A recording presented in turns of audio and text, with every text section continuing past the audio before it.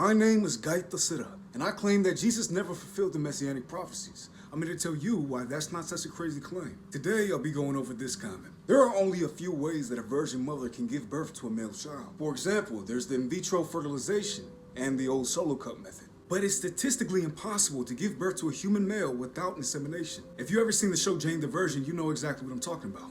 I haven't seen it. I haven't seen the show. Obviously, this situation will require a miracle. But I like to remain skeptical. I question everything. And after doing some research, it turns out the original Masoretic text may not be talking about a virgin at all. Isaiah 7:14 uses the Hebrew word alma, which translates to young woman, specifically of childbearing age. But the Greek translation in the Septuagint reads parthenos, meaning virgin. The problem is the Hebrew word for virgin is betula, which is used about 50 times in the Bible. Thus, if the Hebrew author wanted to refer to a virgin, they probably would have used the word betula. So this prophecy isn't even about a virgin, it's about a young woman. Young woman doesn't mean virgin the same way old man doesn't mean grandfather. You can be a young woman and not a virgin, just like old man doesn't exclusively mean that they are grandfather. A young woman can be a virgin, but alma doesn't mean virgin. So Isaiah 7:14 was not a messianic prophecy, nor did it speak about virgin birth. It's a reinterpretation through translation to add more grandeur to Jesus' life. The context of Isaiah 7:14 was a sign given to King Ahaz of Judah, specifically during the Syro-Ephraimite War of the 8th century BC. The sign was that a young woman would soon give birth to a child, given the title Emmanuel, that would ensure Judah's survival of the immediate military threat. Judah was being pressured by the kings of Aram and Israel to join the coalition against Assyria. King Ahaz feared invasion, so God gave a sign that his enemies wouldn't prosper.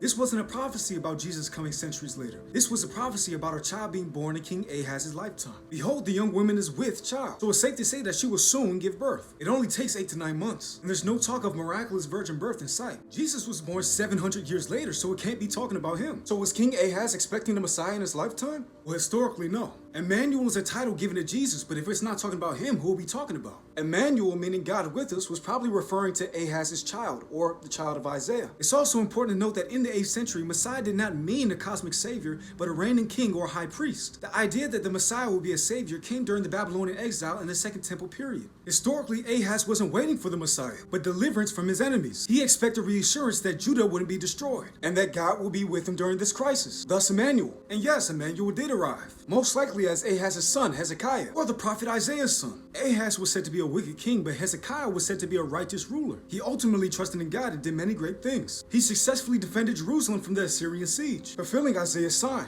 Similar to Ezekiel, Hezekiah means Yahweh strengthens. Emmanuel doesn't solely refer to the Messiah or Jesus, so this works. The Gospel of Mark and the Pauline letters don't mention virgin birth either. For more information, check out my video on that.